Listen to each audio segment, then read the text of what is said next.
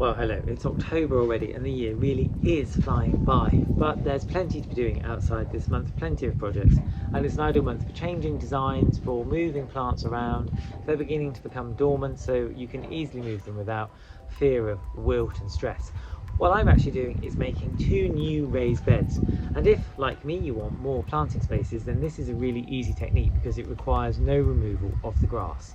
And in the city particularly, removing grass can be a bit tricky because not only have you got to lift it, you've then got to take it in a car to the tip, and it can be quite troublesome.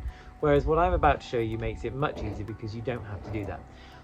What you want to do is measure the space that you're going to make. I'm making two 4 meter square beds, and then cover the grass completely in cardboard. Now make sure you've taken all of the metal fastenings or any bits of plastic off of the cardboard first of all, and you lay this out to cover the space. Once you've laid it out, you can then fix your framework over the top, and once you've done that, we'll be on to the next step.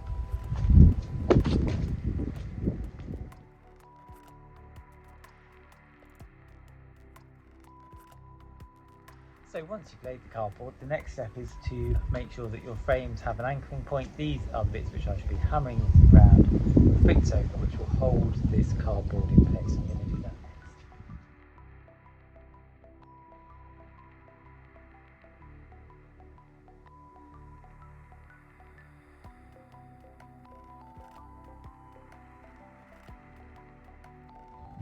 And once you have your sides fixed in place and they're screwed in tightly, you can just make sure that the cardboard is resting on them. That will make sure that the internal space has no grass enabled to come through. And now you can cover that with a soil-based compost, a good peat-free compost, compost you've made at home, or topsoil that you may have to make the new planting bed. Once you've put the soil in, you can plant straight away, but you can also bear in mind that now the grass is dying, come spring next year, you'll be able to dig this space over without the work of removing the grass. It's such a simple way to make a raised bed. So the next step really is to get the topsoil in.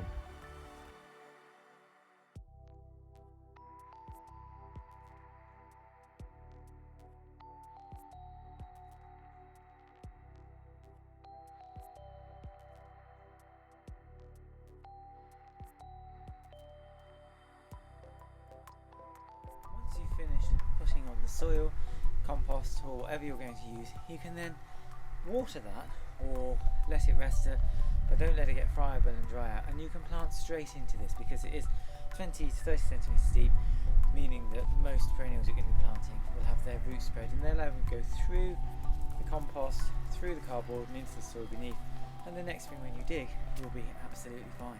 So I'm going to lay out some of my plants now, and you'll see virtually the finished bed.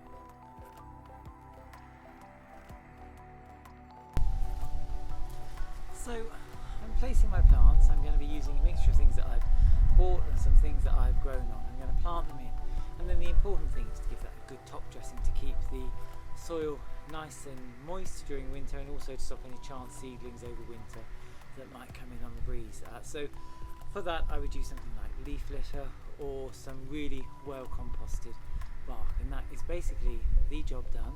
You can put your spring bulbs into there, planting now. You can put pansies and other winter flowering things to give you a bit of colour, and of course next year you can dig and use this bed as normal, and it will have saved you removing the grass, and it's a great way to make new spaces in the garden.